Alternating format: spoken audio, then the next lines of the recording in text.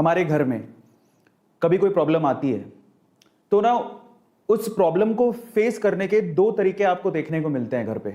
आपने देखा होगा अपने घर पे भी कि जब भी कोई हमारे घर पे प्रॉब्लम आती है तो दो तरह के लोग होते हैं।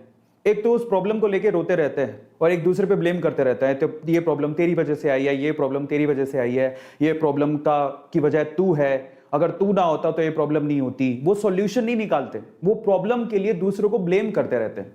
वो प्रॉब्लम के लिए दूसरों को ब्लेम करते रहते हैं कि तू इसकी वजह है, तू इसकी वजह है। लेकिन हमारे घर में कुछ दूसरे ऐसे लोग, मैच्योर लोग भी होते हैं जो सिचुएशन को समझते हैं, प्रॉब्लम को समझते हैं और साथ देते हैं, प्रॉब्लम का सॉल्यूशन निकालते हैं।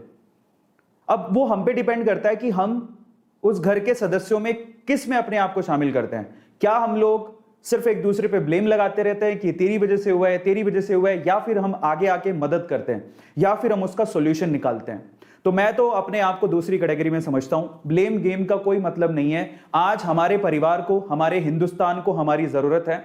हमें आगे आना चाहिए और हमारी सरकार का, हमारे लोगों की मदद करनी चाहिए, बजाय बेवजह की बातें करने के, बेवजह के ब्लेम लगाने के। मैं उन सबसे कहूंगा कि जितना दिमाग आप लोग एक दूसरे को ब्लेम करने में लगा रहे हैं, सुबह तैयार होके आते हैं और फिर दूसरों को और सरकार को बेवजह की गालियां देते हैं या फिर बेवजह की बातें कहते हैं, इससे बढ़िया आप बाहर निकल के 4 लोगों की मदद कर दीजिए, शायद बच जाए कुछ। इससे बढ़िया आप 5 लोगों को फोन करके ये कह दीजिए कि घर पे बैठिए साहब, घर पे बैठिए, मास्क पहनिए, शायद उनकी जान बच जाए, बजाय एक दूसरे के गरियाने के या बजाय एक दूसरे को ब्लेम करने के।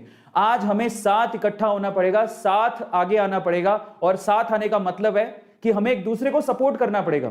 हमारी सरकार, हमारी गवर्नमेंट जो कह रही है उसका हमें पालना करनी पड़ेगी, तब जाके हम लोग इस सिचुएशन से बाहर निकलेंगे। एक दूसरे को ब्लेम करने से तो कम बाहर नहीं निकलेंगे।